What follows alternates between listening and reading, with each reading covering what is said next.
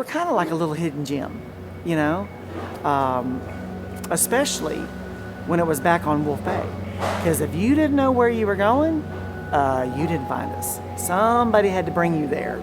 Or you better know somebody or follow somebody in, because it was not easy to get to. We had a little office in the old Wolf Bay. And it was, oh my God, probably a 5 by 10 room. Had a desk, had the liquor, and a small twin mattress. If I ever wanted to see my family, my mom and dad, I slept on that bed. So I would come in from school, do my homework at the desk, and then I would go help. Well, now I was 6 years old I was about 6 when we bought the place, I believe. And I made the first pizza that went out. And, you know, I tried to help in the kitchen and do things because I wanted to be a part of it. It was something new in our family. But I'd get tired.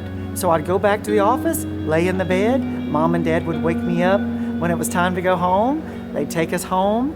And then we'd come back, go to school the next day, and start all over. For the first 7 years that Wolf Bay was open, my parents never took a day off. It was tough getting started. It was... you know, when you're starting a business and trying to get established, you got to put the time in. And so if I wanted to see them, I stayed on that little mattress in the back. When we first started, they hired little old ladies in the community. And that's where a lot of our recipes came from.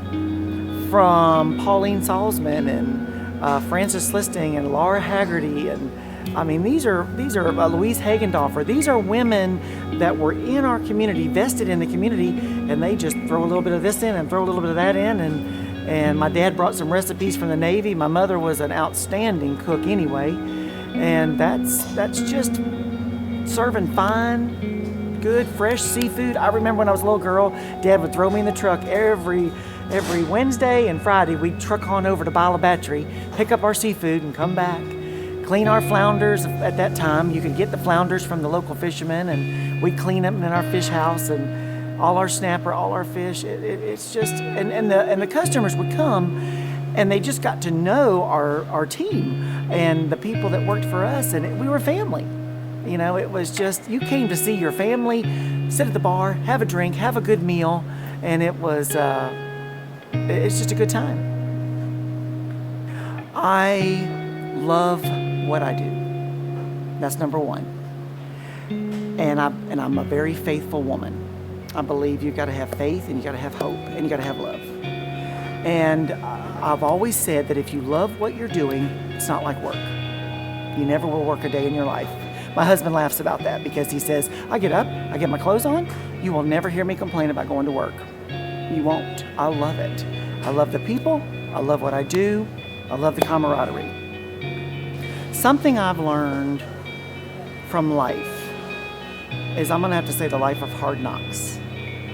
And even though as tough as times get and as down as you feel you are, you have to get back up, you have to dust off your shoulders, and you have to keep going.